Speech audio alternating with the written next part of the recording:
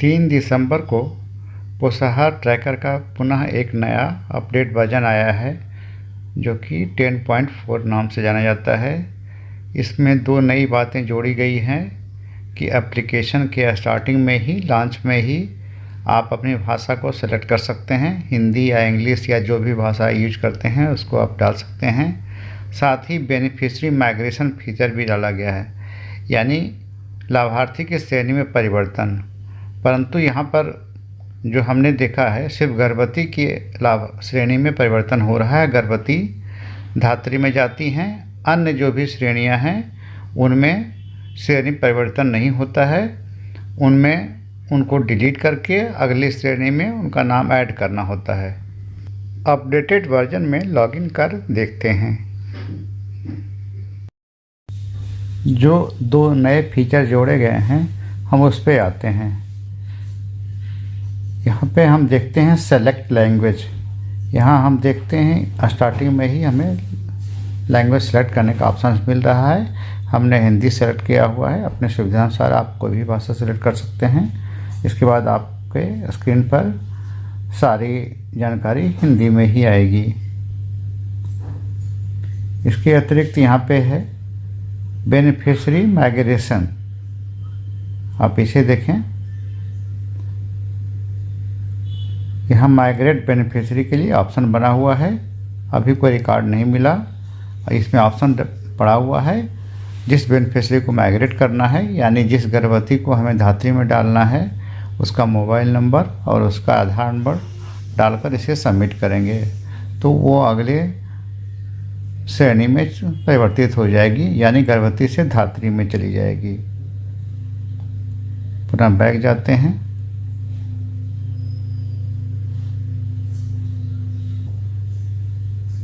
इसे हम बेनिफिशियरी वाले कॉलम को लॉगिन कर देखते हैं। गर्भवती महिला के ऑप्शन को क्लिक करते हैं। यहाँ पर हम एक लाभार्थी को देखते हैं। यहाँ पे अमीरुन निसा है, इसे प्रेस करते हैं। इसके सामने 3 डॉट को क्लिक करते हैं। यहाँ पे देखिए, दिख रहा होगा आपको सेकंड नंबर पे माइग्रेट टू लैक्टेटिव मदर। अब यहाँ पे ये ऑप्शंस दिया गया है। 20 सप्ताह के भीतर गर्भावस्था था गर्भपात का, या गर्भपात कुछ चुनौतियों के कारण हुआ है, या मृत जन्म हुआ है, या गर्भपात हुआ है। अगर ऐसी कोई संभावना है तो लिखते हुए यहाँ पे मेंशन कर देंगे। लेकिन ऐसी कंडीशन नहीं है तो डिलीवरी तारीख लिखते हुए यहाँ पर जब विस्थापित का बटन दबाएंगे तो ये महिला गर्भवती से धात्री में चली जाएगी।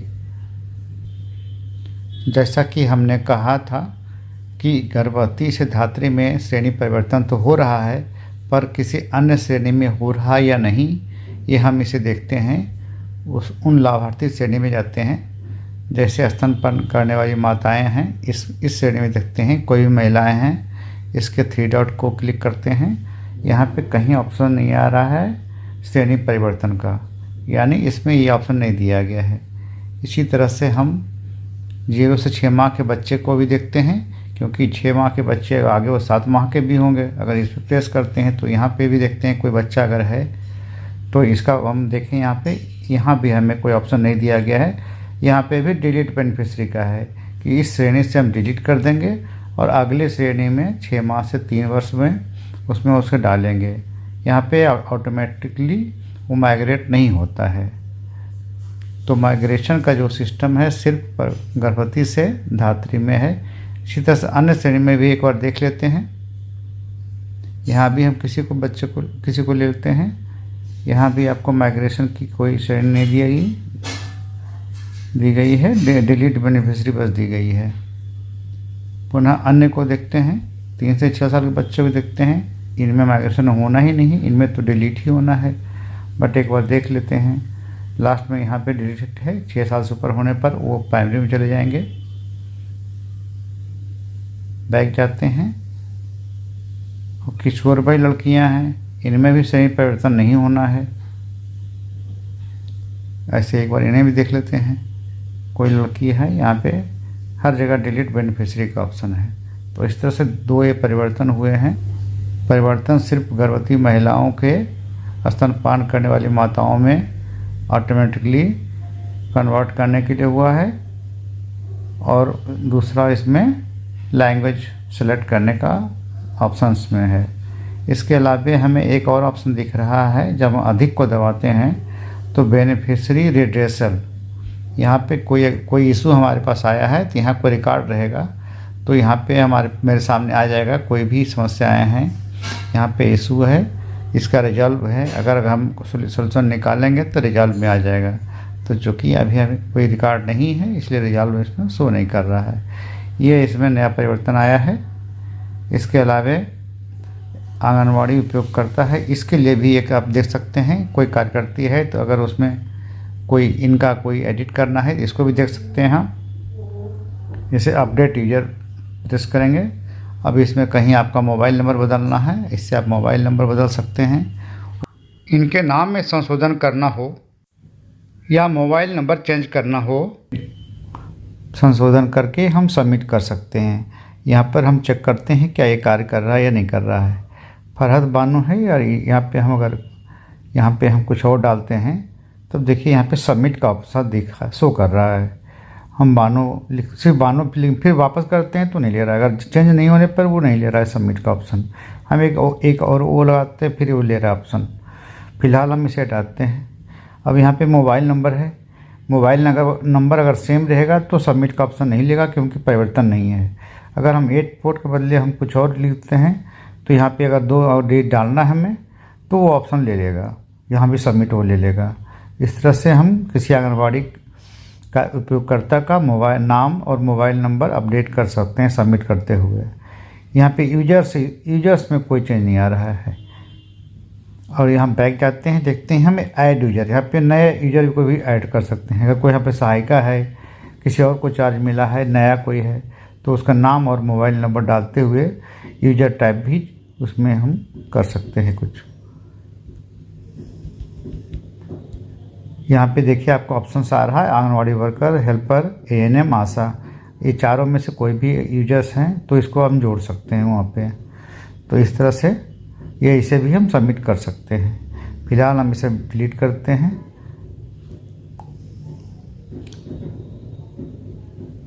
तो इस तरह से आपने समझ लिया कि इसमें यूजर्स को किस तरह से जोड़ना है या फिर एडिट करना है। अब फिर बैक जाते हैं। अब हम ऊपर दिए राइट साइड में आप देखें एक यहाँ पे एक बेल का आइकन बना हुआ है और एक रेक्टेंगुलर आइकन बना हुआ है, उसमें देखते हैं उसमें भी कोई ऑप्शन दिया हुआ है। ये क्या है इसे भी देख लेते हैं। ये यहाँ पे देखिए BLE का नाम दिया हुआ है, फीडबैक फॉर्म है ये। आपको कोई फीडबैक देना है तो आप दे सकते हैं। हम किसी का नाम डालते हैं तो देखिए ये कंटिन्यू हो रहा है। अब इनका नाम, मोबाइल नंबर और ID डालेंगे तो फिर आगे कंटिन्यू होगा, फिर वहाँ पे फीडबैक का ऑप्शन आएगा। फिलहाल अभी मिटा करके बैक करते हैं। अब यहाँ पे हम बेल आइकन को देखते हैं। यहाँ भी देखिए माई नोटिफिकेशन, कोई नोटिफिकेशन अगर कोई है आपसे संबंधित, केंद्र से संबंधित तो दिखेगा। अब यहाँ पे इनएक्टिव, यहाँ पे देखिए दिख रहा है कि इतने लोग इनएक्टिव हो गए हैं। ये जो प्रेग्नेंट वुमेन थे इसे इनएक्टिव कर दिया गया है, ये अब एक्टिव चली गई होंगी। ये इस तरह से यहाँ पे 6 का परिवर्तन किया गया है। तो इस तरह से आप नई जो भी चेंजेज हुए हैं या कोई भी नए नोटिफिकेशन है आप इसे जांच सकते हैं। ये भी एक इम्पॉर्टेंट बात है जिसे ध्यान देना चाहिए हमें। इस तरह से आपने पोषण ट्रैकर में नए जो परिवर्तन हुए हैं आपने जान लिए। इसके पहले के वीडियो में भी सारे कॉलम भरने बताए गए थे। यहाँ एक चीज़ और बताना आवश्यक है, अगर आप पोषण ट्रैकर के सारे कॉलम्स भरेंगे, सारी सूचनाएं भरेंगी तो हर महीने 500 रुपये का जो इंसेंटिव है, प्रोत्साहन राशि है, तभी आपको प्राप्त हो पाएगी। और आपके जो भी सूचनाएं हैं जो आप भर रही पोषण ट्रैकर पे, उससे MPR से भी मैच होना चाहिए। सूचनाओं में विसंगति नहीं होनी चाहिए। साहब मैम बच्चों की सूचना भी मैच करनी चाहिए। हर तरह की सूचनाओं को डबल चेक कर लें तभी भरें।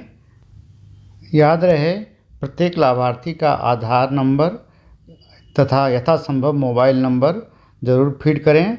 भविष्य में बिना आधार नंबर के लाभार्थियों को राशन देना संभव नहीं हो पाएगा। उम्मीद है कि आपके लिए ये वीडियो उपयोगी साबित होगा।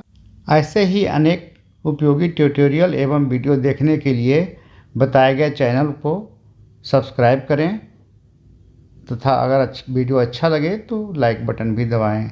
धन्यवाद।